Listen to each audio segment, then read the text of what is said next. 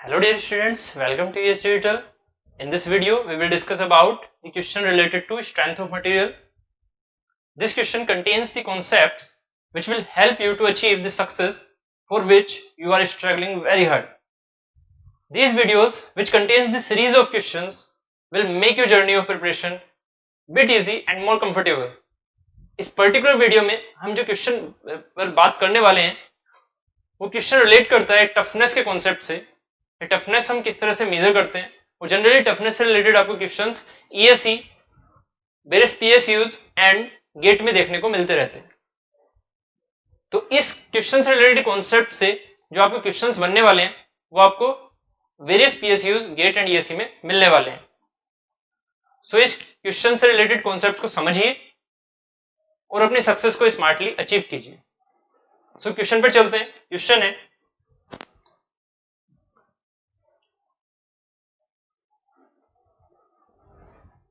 Question है a hypothetical engineering stress strain curve shown in the figure has three straight lines PQ, QR, RS with coordinates P, coordinates दिए हुए हैं आपको P, Q, RS के, and respectively P is the yield point,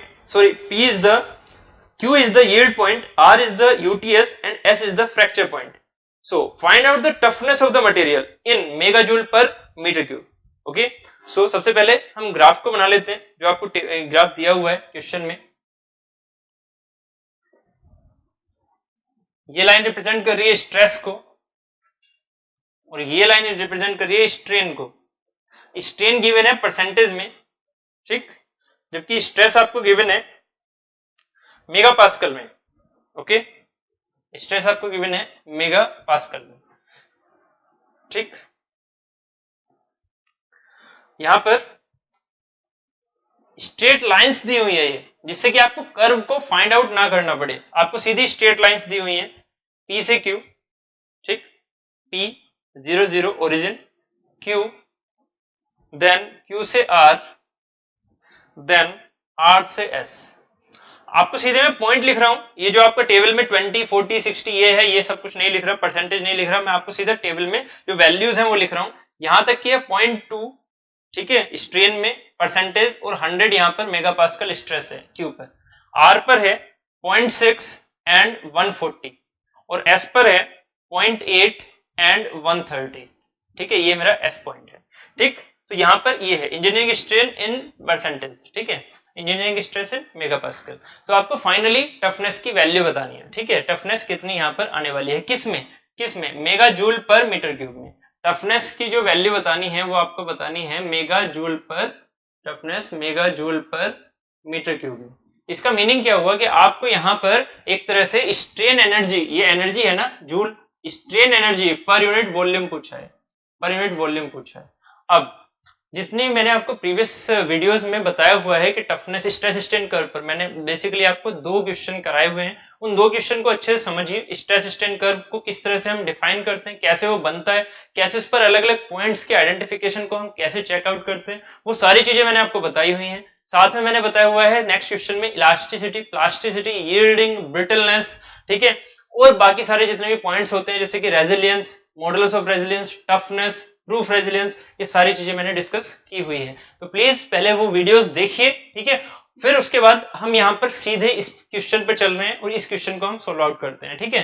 तो जो toughness होती है वो बेसिकली यहाँ पर मैंने आपसे बताया भी था कि जनरली आपको क्वेश्चन में टफनेस वर्ड यूज किया होगा, बट वो पूछेंगे क्या, मॉडुलस ऑफ टफनेस। तो यहाँ पर उन्होंने यूनिट देके उस चीज को क्लेरिफाई कर दिया कि मॉडुलस ऑफ टफनेस क्या होती है, strain energy absorbed at the fracture point divided by per unit volume, ठीक है। तो strain energy absorbed at fracture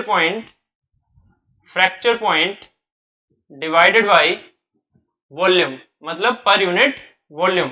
तो यहां से ये स्ट्रेन एनर्जी की यूनिट हो गई जूल में और ये मीटर क्यूब में तो हो गया ना, यहाँ पर जूल अपॉन आपका मीटर क्यूब। इसका मीनिंग क्या हुआ कि टफनेस वो बेसिकली उन्होंने मॉडुलस ऑफ टफनेस पूछा हुआ है, भले से नाम में उन्होंने टफनेस लिया हुआ है, जबकि मॉडुलस ऑफ टफनेस किस में आता है, ग्राफ सिग्मा एप्सिलॉन में, ठीक है, और इसका टफनेस का ग्राफ किस में आता है, P डेल्टा में, ठीक है।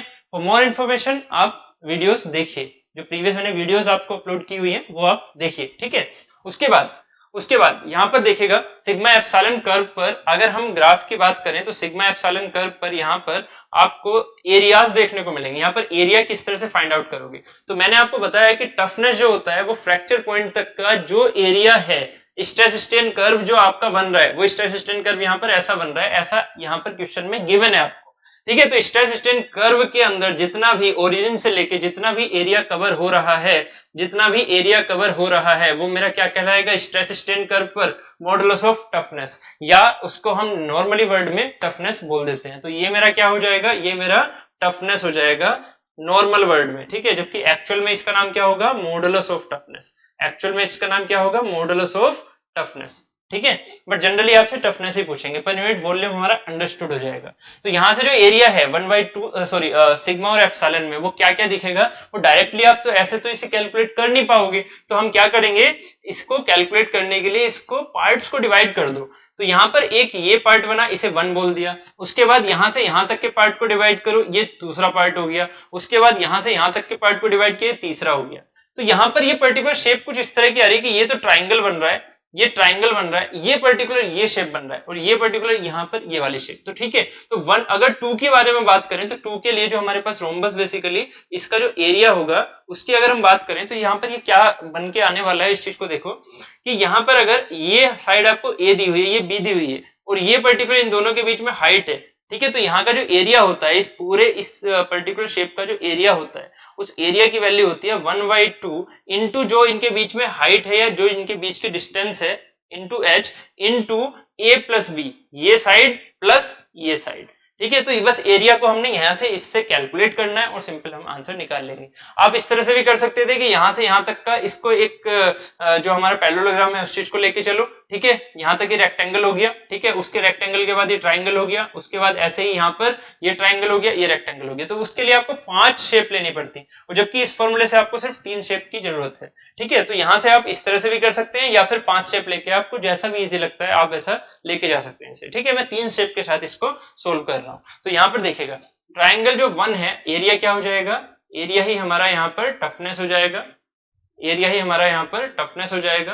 तो triangle area area of 1 plus area of 2 plus area of 3, ठीक है।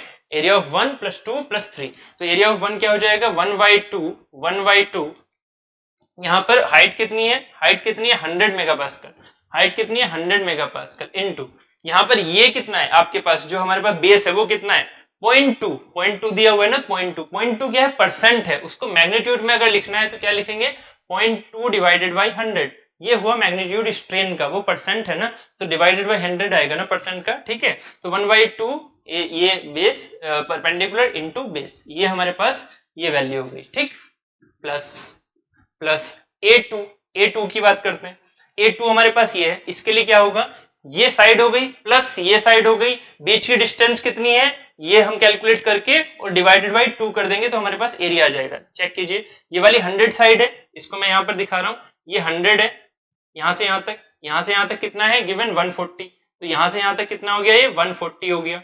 इन दोनों के बीच में गैप कितना है, ये 0.2 से 0.6 जा रहा है, तो गैप कितना हो गया, गैप हो गया 0.4 का, ठीक है। तो इसका मतलब हमारे पास क्या हो जाएगा A प्लस बी, A कितना है 100 प्लस B कितना है 140 डिवाइडेड बाई 2 कहां से आएगा, फॉर्मूले से 2 इनटू हाइट, इन दोनों के बीच में डिस्टेंस कितनी है, इन दोनों के बीच में 0.4, तो 0.4% है, तो परसेंट को लिखो, क्वेश्चन में गलती कर दोगे अगर परसेंट को हमने यहाँ पर चेंज नहीं किया तो 0.4 डिवाइडेड बाई 100, ये हो गया A2। अब A3 के बारे में सोचो, A3 में भी आपकी सेम शेप बन रही है, A3 मतलब टोटल, मैं ये हटा रहा हूं अभी नहीं तो इससे कंफ्यूजन हो जाएगी आपको, ठीक है। अगर 5 शेप लेके करोगे तब वो चीज लेनी है आपको, हम 3 शेप लेके कर रहे हैं।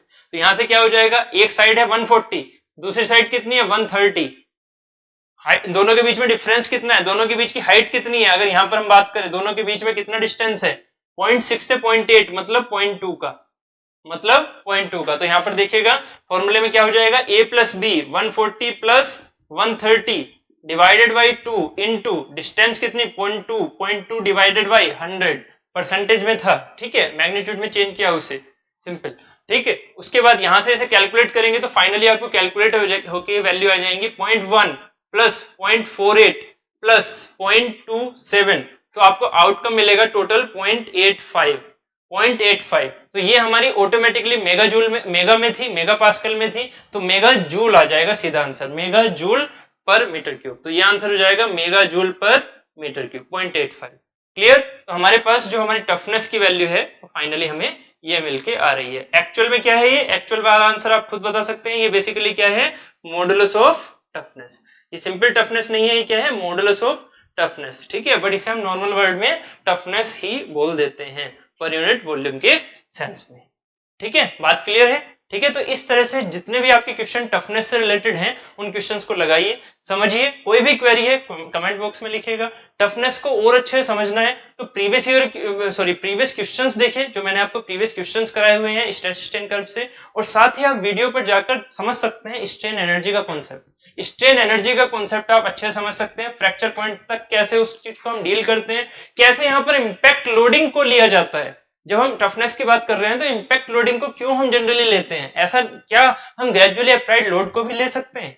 क्या उस टफनेस की डेफिनेशन में भी हम ये बोल सकते हैं कि हाँ, टफनेस किसी ग्रेजुअली अप्लाइड लोड के लिए भी काम करती है? ठीक है, तो अगर ये क्वेश्चंस के आपको आंसर जानने हैं तो आप बेसिकली उन क्वेश्चंस से रिलेट करते हुए जो क्वेश्चन या कॉन्सेप्ट मैंने आपको वीडियोस में समझाए हुए हैं, आप ऐप पर जाकर उन वीडियोस को चेकआउट करके देखिए। ठीक है, वहां से आपको ये सारे क्वेश्चन की इन डेप्थ नॉलेज आपको मिलने वाली है। यहाँ पर हम क्वेश्चन से रिलेटेड कॉन्सेप्ट डिस्कस कर रहे हैं, बट अगर उन कॉन्सेप्ट को भी आपको अंदर से डेप्थ में समझना है तो आप ऐप पर जाकर वीडियोस को एक्सेस कर सकते हैं। लिंक आपको डिस्क्रिप्शन बॉक्स में मिला हुआ है। ठीक है, तो कमेंट बॉक्स में लिखिए अगर आपको कोई भी क्वेरी आती है। क्वेश्चंस लगाते रहिए, मेहनत करते रहिए। Keep watching. Thank you.